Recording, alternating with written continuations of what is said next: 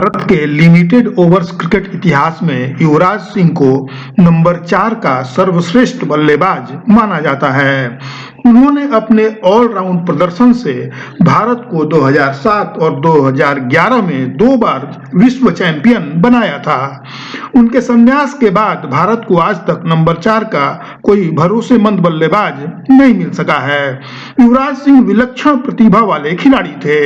एक दिवसीय अंतर्राष्ट्रीय मैच में जब वे पहली बार बैटिंग के लिए उतरे तो अपनी लाजवाब बल्लेबाजी से और अद्भुत फील्डिंग से सबको आश्चर्यचकित कर दिया। वह भी किसी सामान्य टीम के खिलाफ नहीं बल्कि विश्व विजेता ऑस्ट्रेलिया के खिलाफ ये कमाल किया था। युवराज ने अपने बैटिंग डेब्यू में Glenn McGrath, Brett Lee, Jason Gillespie जैसे धाकड़ फास्ट बॉलरों की धज्जियां उड़ा दी थी। नमस्कार, मैं हूं अशोक शर्मा और आप सभी का मेरे YouTube चैनल में स्वागत है।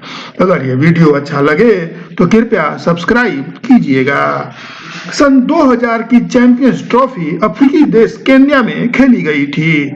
इस नॉकआउट टूर्नामेंट के लिए जब भारतीय क्रिकेट टीम का चयन किया गया तो उसमें युवराज सिंह, जहीर खान और विजय दहिया नए चेहरे के रूप में शामिल किए गए थे। सौरव गांगुली टीम के कप्तान थे।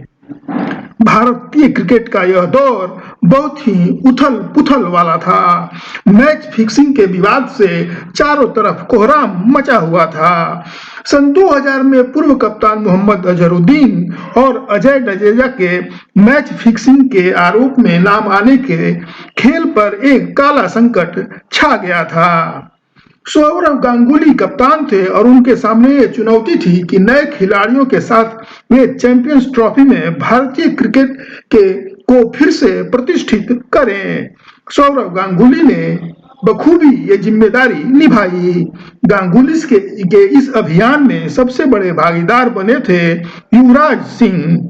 सन 2000 की चैंपियंस ट्रॉफी में भारत का पहला मैच केन्या से था। इस मैच में युवराज, जहीर और विजय दहिया ने वनडे में डेब्यू किया था। भारत ने यह मैच आसानी से जीत लिया जिससे युवराज को बैटिंग का मौका नहीं मिल सका। भारत का दूसरा मैच वर्ल्ड चैंपियन ऑस्ट्रेलिया से था। इस टीम में Steve Waugh, Adam Gilchrist, Ricky Ponting, Michael Bevan जैसे धुरंधर बल्लेबाज थे तो ग्लेन मैकग्रा, ब्रेट ली और जेसन गिलेस्पी जैसे तूफानी फास्ट बॉलर थे। तब इस टीम को हराना मुश्किल माना जाता था। चूंकि ये नॉकआउट प्रतियोगिता थी इसलिए हारने का मतलब था यहाँ से विदाई हो जाना। इसी महत्वपूर्ण मैच में युवराज सिंह को पहली बार अंतर्राष्ट्रीय स्तर पर अपनी बैटिंग का जौहर दिखाने का मौका मिला। युवराज ने अपनी बैटिंग डेब्यू पर दुनिया को बता दिया था कि वे कितने निडर और विध्वंसक बल्लेबाज हैं। दुनिया की जान गई, चाहे कितना भी फास्ट बॉलर क्यों न हो बड़ा, युवराज सिंह उससे डरने वाले नहीं। इस मैच में युवराज ने ग्लेन मैकग्रा, ब्रेट ली और जेसन गिलेस्पी जैसे खौफनाक फास्ट बॉलरों को धोकर रख दिया था। भारत पहले बैटिंग करने उतरा। 90 के स्कोर तक सचिन तेंदुलकर, सौरव गांगुली और राहुल द्रविड़ आउट हो चुके थे। इसके बाद 18 साल के युवा युवराज सिंह बैटिंग के लिए क्रीज पर आए। उन्हें न तो केन्या की पिच का कोई अनुभव था और न ही इसके पहले मैकग्रा, गिलेस्पी और ब्रेट ली को पहले कभी खेला था। वैसे तो यह उनके करियर का दूसरा ही मैच था और बैटिंग के लिए पहला, लेकिन ये सब होते हुए भी युवराज सिंह ने ऑस्ट्रेलिया के बॉलरों पर युवराज टूट पड़े। उन्होंने सभी गेंदबाजों की जबरदस्त धुनाई की और सिर्फ 47 गेंदों पर 50 रन पूरे कर लिए। यह एक नए खिलाड़ी के आक्रमण से ऑस्ट्रेलियाई कप्तान स्टीव वॉ भौचक्के रह गए। युवराज ने 80 गेंदों पर 84 रन बनाकर भारतीय पारी को 265 के सम्मानजनक स्कोर तक पहुंचाने में मदद की। मैकग्रा के 9 ओवरों में 61 रन खर्च हो गए थे। इसे पता चलता है कि बड़े से बड़े गेंदबाज की उस दिन बड़ी धुलाई हुई थी। जब ऑस्ट्रेलिया 266 के टारगेट को हासिल करने के लिए मैदान पर उतरा तो युवराज सिंह ने अपनी फील्डिंग से मैच का रुख भारत की तरफ मोड़ दिया।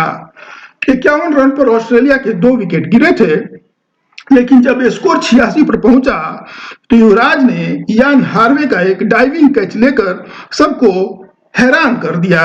ये कैच हवा में उनसे काफी दूर था, लेकिन युवराज ने हवा में तैरते हुए इस कैच को पकड़ लिया। मैच का टर्निंग पॉइंट तब आया जब युवराज ने अपनी चीते जैसी फुर्ती से माइकल वेवन को रन आउट कर दिया। माइकल वेवन ने कभी युवराज की फील्डिंग नहीं देखी थी। यूवी मिड ऑफ पर खड़े थे और बेवन मिड ऑफ की तरफ गेंद खेलकर 1 रन के लिए दौड़े। यूवी ने फुर्ती से गेंद पकड़ी और एक ही एक्शन में गेंद बॉलर इंड के स्टंप पर थ्रो किया। निशाना सटीक था, जिससे गिल्लियां बिखर गईं और बेवन कुछ इंच से क्रीज से दूर रह गए। इस तरह बेवन रन आउट होकर चले गए। जब वे जाने लगे मैदान से तो उन्होंने युवराज सिंह की तरफ हैरत भरी निगाहों से देखा और वे उन्हें घूर रहे थे। उस जमाने में बेवन को दुनिया का सबसे बेस्ट फिनिशर माना जाता था।